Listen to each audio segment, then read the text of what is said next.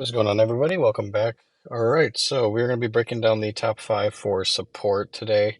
So I do have one class left after this. We have to break down the melee class, but so for support, we're just going to get right into it, break down the top five. Just a disclaimer that this is my opinion.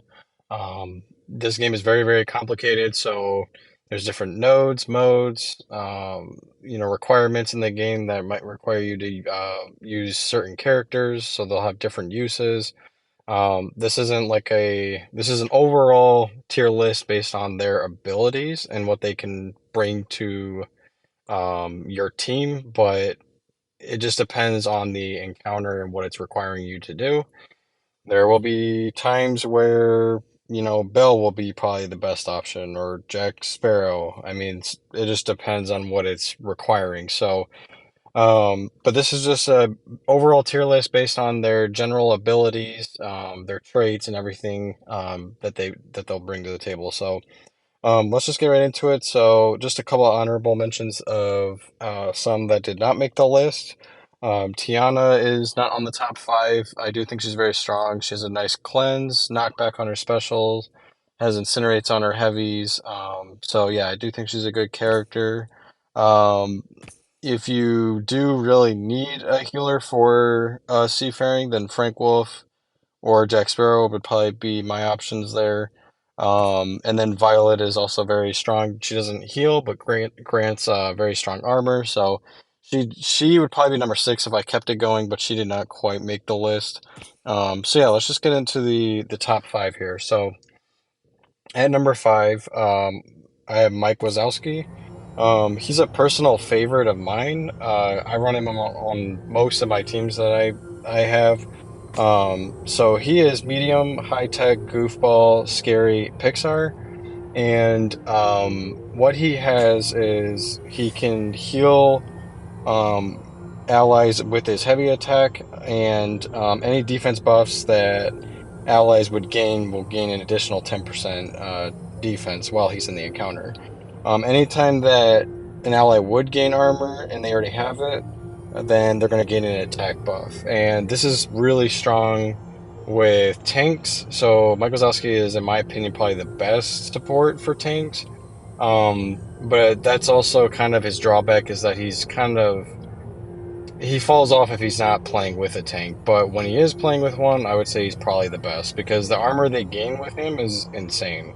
He increases it in more ways than one. So, yeah, anyway, so let's just continue here. So his special attack, it's going to put a lure on the enemy, and then allies will gain extra armor, and then that's more healing over time, and then you can cleanse and attribute debuffs, so that's very important to have. And then his signature ability is going to actually increase the attributes for all allies, so that's actually very important. We're going to get back to that in just a second. I'll show you how that comes into play with him. And then whenever an ally drops below 30% health for the first time, they're going to immediately heal. So that is also very strong. You're going to notice that from time to time. So where that other ability comes into play that I was talking about, so these right here are going to make the armor that the allies gain even stronger. He can also make the healing stronger by 20% there. I have that one maxed out.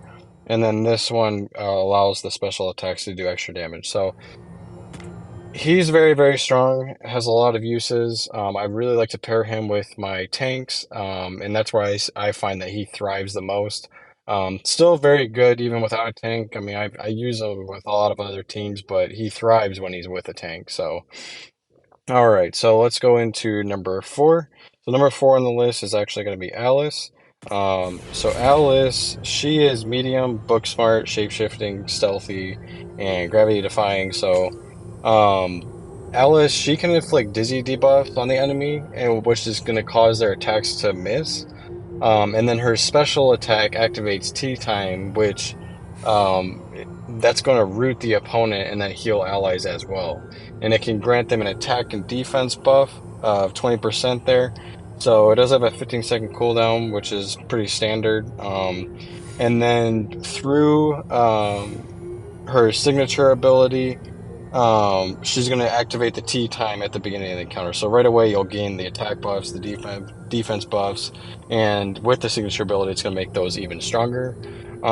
So yeah, she's very, very strong. She can, keep the opponents away from you. I think she's very strong, with the melee, but her talents allow her to play with different roles in the game. Whether it's with this one, you can inflict a wound, which will do more damage over time if it's a melee. This one will grant focus buffs if you have ranged on the team. So she just works in different ways, but she is very, very strong, and I think she's one of the better support guardians in this game. So I have her at number 4. Number 3 I have is Jack Skellington. So Jack Skellington is tall, scary, royalty, and leader. Personally, I use him a lot for royalty. Anything that's royalty related, I use Tiana and him if I need support, if I want to do double healer. But Jack can purge one attribute buff from the target whenever that happens. Um, it's going to grant allies an attack buff and more healing. So enemies are going to also be inflicted with a 10% debuff. So yeah, he does a lot of things. He really just basically grants a lot of attack and then gets rid of their buffs. And then he's also going to place a trick buff if you have the signature ability, which is going to allow for him to purge that buff. The buff does absolutely nothing. It just allows him to purge it, and then uh, it's going to deal extra damage. So it just kind of feeds his kit. His signature ability is very, very important. You're going to want to really have that. So, but he's all about giving his allies really strong healing and attack buffs and just making them hit significantly harder. So yeah, that's pretty much Jack Skellington. Like I said, I personally use him with Tiana anytime I need royalty. So yeah, he comes in at number 3 for me, but he's very, very strong. Hopefully, I can get him as a 5-star soon. And so for number 2, so there's a couple more on the list. Number 2 I have is my top guardian in the whole game, actually, is my level 100 Scrooge. So Scrooge is short, fortune seeker, high tech, leader, and book smart. And Scrooge basically is all about building up these coins. So you're just going to use heavy attacks. When it hits the opponent, you're going to gain a coin. When you use the heavy attack, you're going to gain a coin. It can inflict a knockback as well. But you just build up these coins to a max stack of 10. And when you do get to a max stack of 10, you're also going to grant allies an attack buff. So the healing, he's very, very, very strong healing. It's based on the coins that you've built up.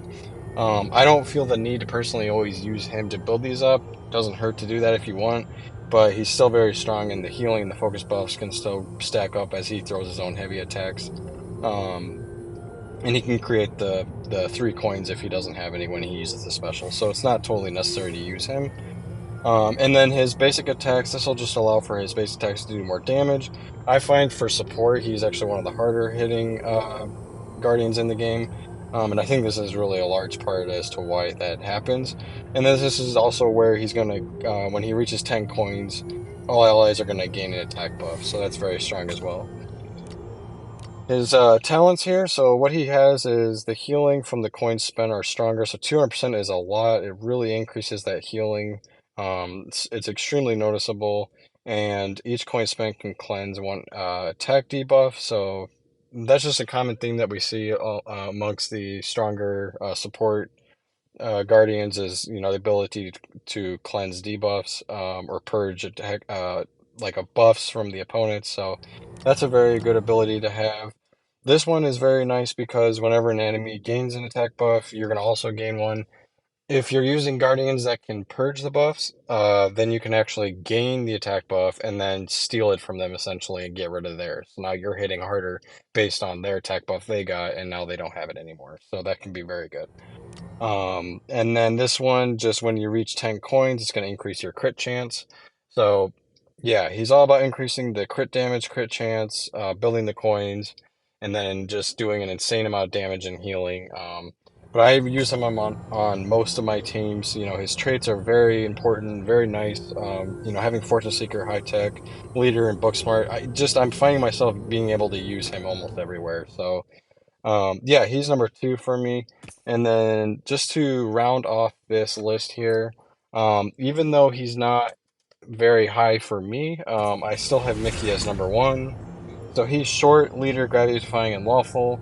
And what makes him so good is that there's a lot of stuff that's in this kit. So through his core ability, he's going to gain the stellar charges, granting extra attack and also reflecting damage back at the opponents. Also has a knockback on his special that can also stun them. So there you can see when he gets three or more stellar charges and knocks them back, he's going to stun them. And that's very nice to have as well. So you get even more healing with the special attack. So that's going to do quite a bit of healing. And then his signature ability I find is very important though, based on the some of the videos that I have seen, because I don't quite have mine leveled up yet. But that'll give you the mirror shield, which will reflect the damage back at the opponent. So that's also very nice to have. And yeah, he can reduce the special cooldowns for allies from the Stellar Balloon talent here. So it's going to reduce the cooldown by 2 seconds. So it just helps you to spam special attacks more. Very useful. And then each time an ally activates a special, he'll give them an attack buff. And then here he's going to give them a focus buff. So also, just really strong healing can help your allies to hit a lot harder. One of the things that is very common in the support class is you'll see that, the Guardian will grant either a focus or attack buff. Not too often do they provide both, but Mickey does. Scrooge does as well, but Mickey is one of them that can grant both buffs. So that's my list. That I feel very good about it personally, especially through a lot of the testing I've done myself, and then for the characters like Mickey who I haven't used, I have seen enough videos and footage to feel like these rankings are pretty accurate. So but anyways, that will do it for today's video and round off the list for top 5 support guardians in Disney Mirrorverse. My last list is going to be Melee, but hopefully you did enjoy it. If you did, drop a like, comment, subscribe, all those things. But have a great day. See ya.